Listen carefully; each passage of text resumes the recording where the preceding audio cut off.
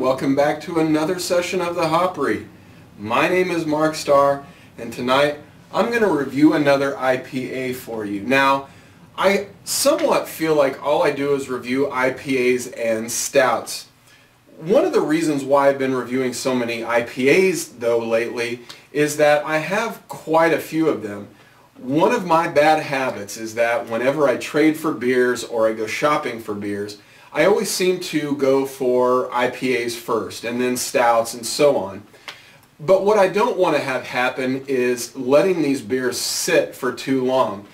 As you've probably seen, I have a new tab on my website, thehopry.com.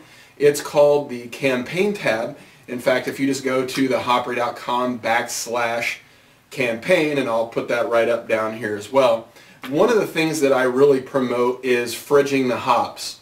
And so when you talk about IPAs, Imperial IPAs, sometimes even barley wines, though, more IPA than anything, one of the things that you want to know is that the hops are, they die out really quickly. So you want to get them in the refrigerator as soon as you can. In fact, if you can get your local liquor store to go ahead and create a section in their refrigerator section for IPAs, that's going to be really great for them. It's going to save them money. You're always going to buy fresh beer.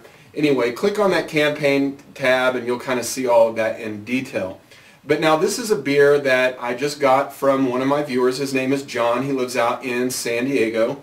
And if you go to my top 10 beers of 2009 list, you'll notice that he actually was one of the great folks out there who provided their top 10 list. And this is one that was on his top 10 list of 2009, and I thought, you know what, I'd really kind of like to try that as well. One of the things that makes me excited about it is that it comes from Coronado, which is pretty much kind of I wouldn't say a suburb of San Diego, but it's very near San Diego. If you've ever been to San Diego, in fact, I went to boot camp there in the Marines back in 1989, way back when. But Southern California is really one of the major places in this country to buy good, fresh, West Coast IPAs. So when John told me about this one, it's called Hoppy Daze by Coronado Brewing Company, I thought, you know what, go ahead and send me one of those. I'm more than happy to try it. So that's what we're going to do tonight, is bust this one open, and I'm going to try to use my ring to get the cap off of here because this is a pretty small brewery, and they've actually gone into not a lot of trouble. I say they've gone through some trouble to put on a unique looking cap. A lot of people just have generic plain caps, and this one actually is pretty nice looking. So I'm going to go ahead and save that one.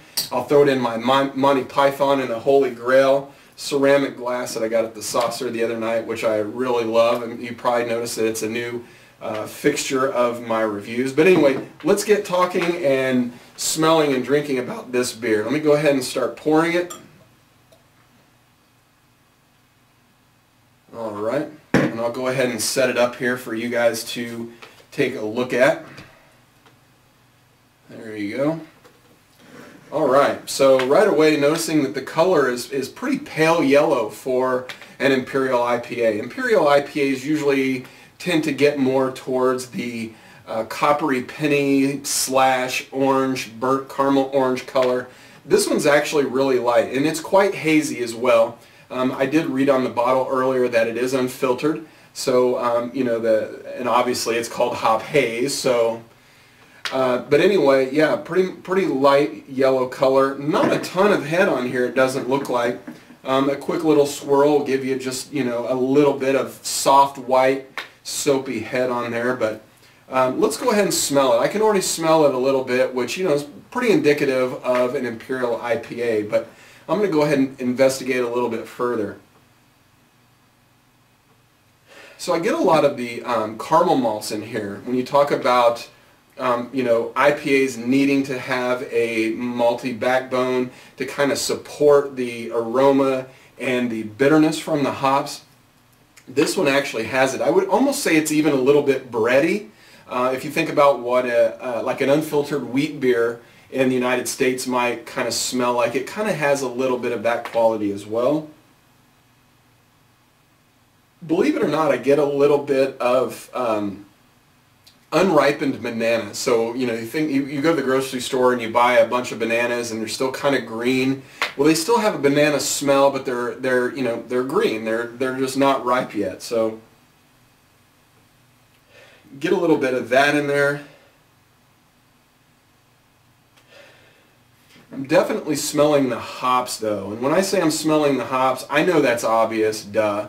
But what I'm talking about is, you know, not too long ago I mentioned how I went to a local beer store here recently and bought some different styles of hops, cut the little vacuum seal bags open so that I could smell them to really kind of familiarize myself with what the hops smell like.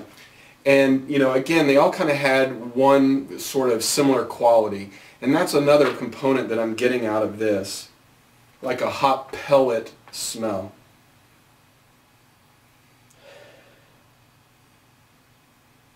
Really like the banana quality that I'm getting off of this though. I've never had that from an Imperial IPA. So with that said, I think I'm actually kind of excited to see what this one tastes like. So John, again, thank you. Here we go.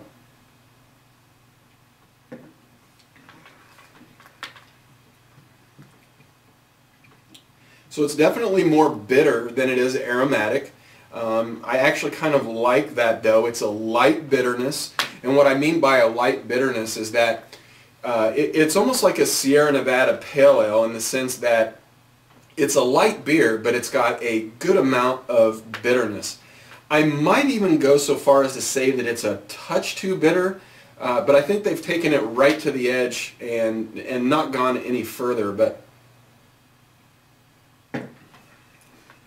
I'm getting a lot of the same hop characteristics on the palate that I pulled from the nose, so that kind of pellet hop fragrance. And I think this one was actually bottled back in August, so I would imagine it's probably not quite as fresh as it could be. Not sure, you know, if they kept them in the refrigerator or not, but you know, I would say this is still a really, it's a really enjoyable IPA.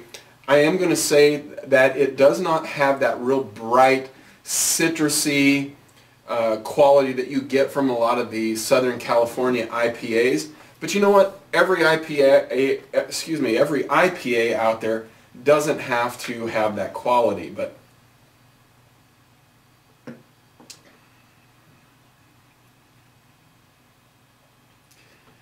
I'd say this is a really good kind of a session beer. You know, this is the kind of beer that you could drink on a regular basis.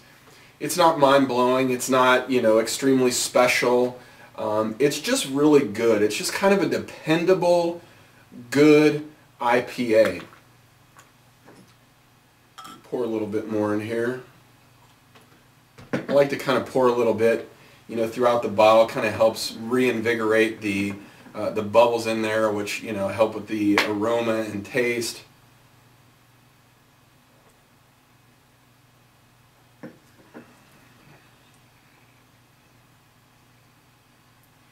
Almost getting kind of a little bit of pineapple coming out of here. And when I say pineapple, I don't really mean like really high sweet pineapple. I mean just kind of, you know, sugary pineapple.